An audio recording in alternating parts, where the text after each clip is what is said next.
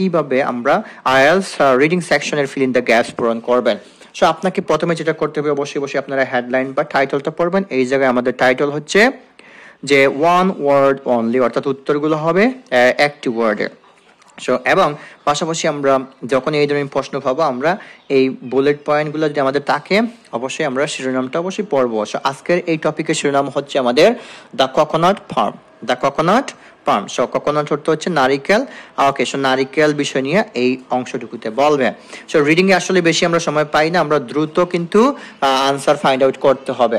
ওকে, so দ্রুত answer find out করার জন্য আমরা কি করব, আমরা আমাদের প্যাসেজে যদি আমাদের কোনো সংখ্যা, ডিজিট বা নাম থাকে, সেগুলো আমরা ফাইন্ড আউট করার চেষ্টা করব। এই ধরনের কোয়েশন আমরা কি করব, যেহেতু টেবিল আকারে আছে, আমাদের পার্ট দেওয়া আছে, ডেসক্রিপশন দেওয়া আছে, ইউজেস দেওয়া আছে। পার্ট মানে অংশ, অর্থাৎ নারিকেলের বিভিন্ন অংশ দেওয়া থাকবে, এবং ডেসক্রিপশন দেওয়া থাকবে, অ্যান্ড ইউজেস ব্যবহার দেওয়া থাকবে। সো আসি আমরা 1 নাম্বার উত্তর আমরা কিভাবে বের করব। সো আমরা প্রথমে কিওয়ার্ড নিয়ে যাব। কি নিয়ে যাব? আমরা কিওয়ার্ড নিয়ে যাব। সো আমাদের কিওয়ার্ড হচ্ছে কি, আমরা একটাকে বলছি যদি সংখ্যা বা ডিজিট বা কোনো নাম থাকে, তাহলে আমরা সেগুলো নিয়ে যাব। সো আমরা এই জায়গায় দেখতেছি যে 30 মিটার দেওয়া আছে অ্যান্ড ট্রাঙ্ক দেওয়া আছে। এই ট্রাঙ্কটা আমরা অনেক সময় পেতে পারি, বাট 30 মিটার আমরা পাবো। সো 30 মিটার আমরা 2টি বা 3টি মিনিমাম আমরা 2টা কিওয়ার্ড নিয়ে যাবো। এবং 6 মিটার আমরা দেখতেছি এই জায়গায় আমাদের কি আছে, সংখ্যা বা ডিজিট হিসেবে দেওয়া আছে। সো এই ধরনের কোয়েশনের উত্তরগুলো কিন্তু ধারাবাহিক হবে, যে আমরা একটু টেকনিক অবলম্বন করব। 30 মিটার্সের পর আনসার হবে এবং 6 মিটার্সের আগের 1 নম্বর আনসার হবে, এবং বাকিগুলো ধারাবাহিকতা বজায় রাখবে। সো আমরা এখন কি করব, আমাদের 1 নম্বর প্রশ্নের আমরা উপরের অংশটুকু পড়ব। টাইম্বার মানে কি হচ্ছে কাঠ, ফর হাউজেস অর্থাৎ নারিকেল গাছের যে কাঠগুলা, এগুলা ব্যবহৃত হয়, ইউজেস ব্যবহৃত হয় houses and the making of desk, আর অন্য কোথায় ব্যবহৃত হয়। এই ধরনের প্রশ্ন আমরা কি করব, নিজে নিজে উত্তর করার চেষ্টা করব, আগে থেকে একটু ধারণা নিব। আমরা 30 মিটার্স নিয়ে আমরা প্যাসেজে খোঁজার চেষ্টা করব কোথায় আছে। সো আমরা একটু দ্রুত দেখবো, আমরা যখন এরকম প্র্যাকটিস করব বা এক্সামে যাব, আমাদের মেইন সমস্ত প্যাসেজ পড়ার সময় থাকবে না। আমরা এখন খুঁজতেছি আমাদের 30 মিটার্স। সো যেখানে 30 মিটার্স পড়বো, দেন আমরা পড়া শুরু করব, তার আগে আমরা কোনো কিছু পড়বো না। সো আমরা একটু দ্রুত যাওয়ার চেষ্টা করব।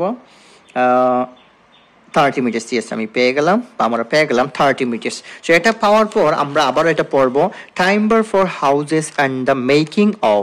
সো টাইম্বার কাঠগুলো অর্থাৎ নারিকেল গাছের কাঠগুলা বাড়িতে ব্যবহৃত হয়, এবং দ্য মেকিং অফ ডেস্ক আর কোথায় ব্যবহৃত হয়। সো আমরা এখন পড়বো।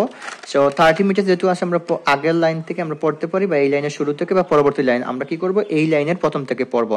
The coconut palm has a smooth slender grey trunk up to 30 metres tall. সেই জায়গায় বলছে, দেখেন ডেসক্রিপশন, এটাগুলা অর্থাৎ ট্রাঙ্কগুলা গাছগুলা কি হয়, 30 মিটার্স লম্বা হয়। ব্যবহারের কথা কিছু বলে নাই।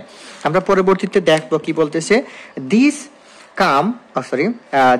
is an important source of timber for building houses. So এই জায়গায় আমাদের কি আছে, দেখেন হাউসেস দেওয়া আছে, building houses, and is increasingly বৃদ্ধি পাইতেছে, being used as a replacement পরিবর্তে for endangered বিপন্ন hardwoods, যেগুলা নারকেল গাছের শক্ত কাঠগুলা, in the furniture construction মানে হচ্ছে নির্মাণ। ওই নারকেল গাছের শক্ত কাঠগুলা কিসে ব্যবহৃত হয়, ফার্নিচারে। আমাদের আনসার হবে এই জায়গায় ফার্নিচার। স্পেলিং মিস্টেক করা যাবে না, FURNITURE। যদি এস থাকে এস দিবেন, আর এস না থাকলে এস দিবেন না। সেটা ভালো করে আপনারা দেখে আনসার করবেন। আমরা এটা 1 নম্বরে আনসার বের করলাম। এখন আমরা কি করব, 2 নম্বর আমরা প্রশ্নতে চলে যাব। যেহেতু আমাদের রিডিং এ এত সময় নেই, আমরা দ্রুত করার চেষ্টা করব। এখন আমরা দেখবো কি 6 মিটার্স আমাদের আছে, 6 মিটার্সের পরে আমাদের আনসার হবে। এখন আমরা 2 নম্বরে যখন মুভ করবো, আমরা ইন্ট্রোর মেইন টপিকগুলো দেখবো। ফ্লাওয়ার্স কি বলছে, ফ্লাওয়ার্স ডেসক্রিপশন কি বলছে, at the top of the trunk। Flowers গুলো কি থাকে, গাছের সবার উপরে থাকে। স্টিমস মানেও কি, কাণ্ড, প্রোভাইড স্যাপ অর্থাৎ গাছের সবার উপরের অংশ কি করে, স্যাপ মানে কি অর্থাৎ রস, ইউজড এজ আ ড্রিঙ্ক, আর ওই রসগুলা পানীয় হিসেবে ব্যবহৃত হয়, অর আ সোর্স অফ, আর কি হিসেবে ব্যবহৃত হয়। আমরা কি নিব, ফ্লাওয়ার্স 6 মিটার্স তো অবশ্যই নেব, দেন আমরা স্টিমস নিতে পারি, স্যাপ নিতে পারি, এবং ড্রিঙ্ক আমরা নিতে পারি। সো আমরা 6 মিটার্স খোঁজার চেষ্টা করবো। আমরা পরবর্তীতে মুভ করব। দেখেন, the trunk is surmounted by a rosette of leaves, each of which which may up to 6 metre. এই দেখেন 6 মিটার তারা বলছে, আমাদের প্রশ্নতেও কিন্তু কি আছে 6 মিটার আছে, কি আছে 6 মিটার আছে। সো এই জায়গায় কিন্তু তারা ডিজিট দেয় না, তারা স্পেলিং দিয়ে দিছে 6 metre long. The leaves have hard vein in their centers, which in many parts of the world are used as brushes after the green part of the leaf has been stripped away. And then immature coconut flowers are tightly clustered together among the leaves at the top of the trunk. দেখেন কি চলে আসছে top of the trunk। আমি যেহেতু এখন বুঝাইতেছি সে একটু লম্বা হচ্ছে, আপনারা কি করবেন দ্রুত পড়বেন। top of the trunk আমরা পেলাম। সো কোথায় পেলাম আমরা top of the trunk। the flower stems, এই দেখেন স্টিম পেয়ে গেছি, may be tapped for their sap to produce drink, এই জায়গায় আমাদের drink আছে।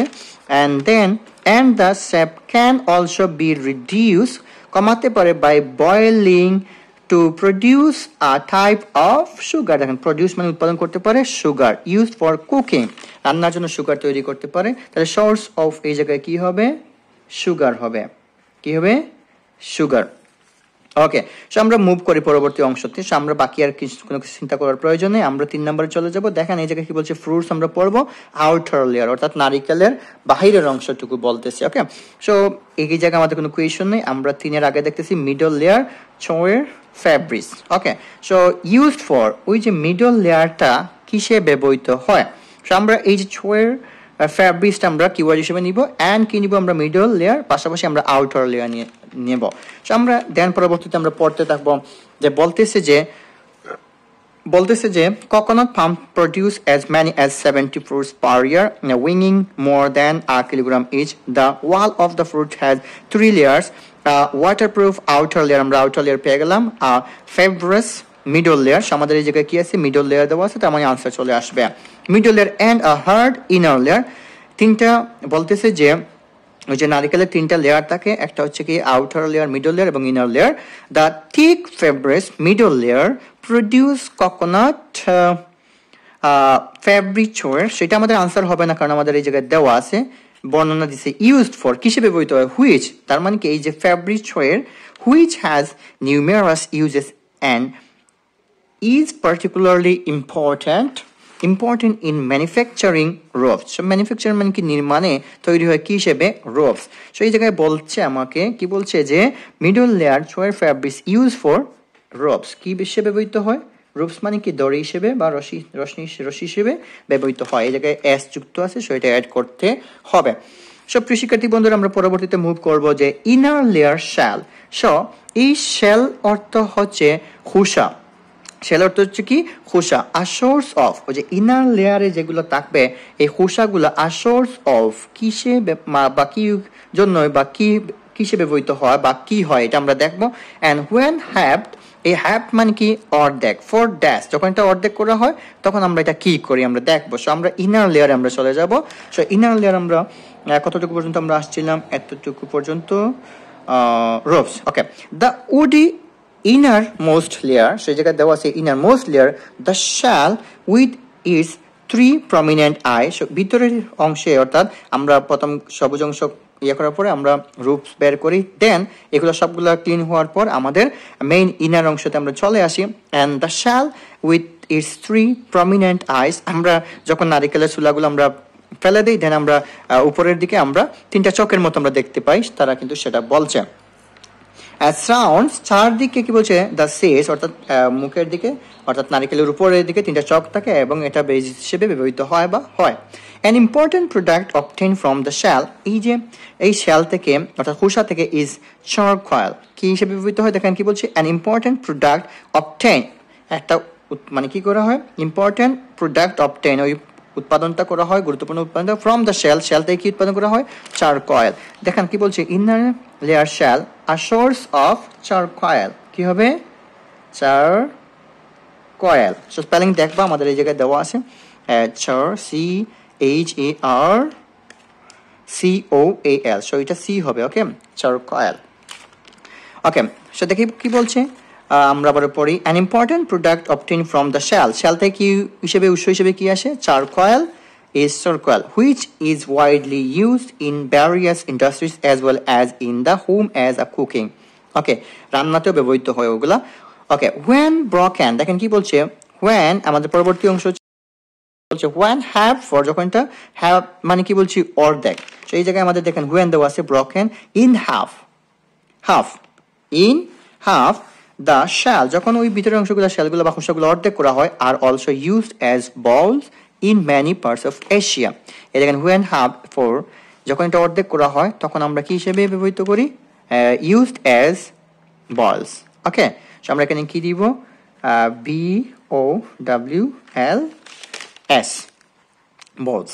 এগুলা কি করা হয়, এই balls মানে কি, আমরা ওই যে গ্রামাঞ্চল যারা আমরা থাকি বা থাকেন, আগে ব্যবহার করা হতো যখন নারকেলগুলো সাদা খোসাগুলো অংশ বের করা হয় এবং যখন অর্ধেক করা হয়, দেন ওই অর্ধেকগুলা পরিষ্কার করে বিভিন্ন পাত্রের মুখে ঢাকনা হিসেবে ব্যবহৃত হয়। So many parts of Asia, এখনো কিন্তু আমাদের অনেক গ্রামাঞ্চলে এগুলো ব্যবহৃত হয়ে থাকে। সো প্রিয় শিক্ষার্থী বন্ধুরা, আমরা পরবর্তীতে মুভ করব কোকোনাট ওয়াটার।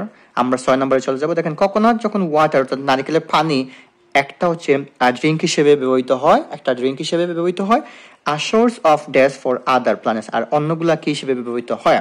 সো এই টাস্কটা আমি আপনাদের দিব। সো আমি একটু প্যাসেজে গিয়ে দেখাবো কোন জায়গায় আপনারা পাবেন। সো কোকোনাট ওয়াটার দেখবো আমরা, আর ড্রিঙ্ক আমরা দেখবো কোকোনাট ওয়াটার কোথায় আছে। আমরা এতটুকু পর্যন্ত চলে আসলাম।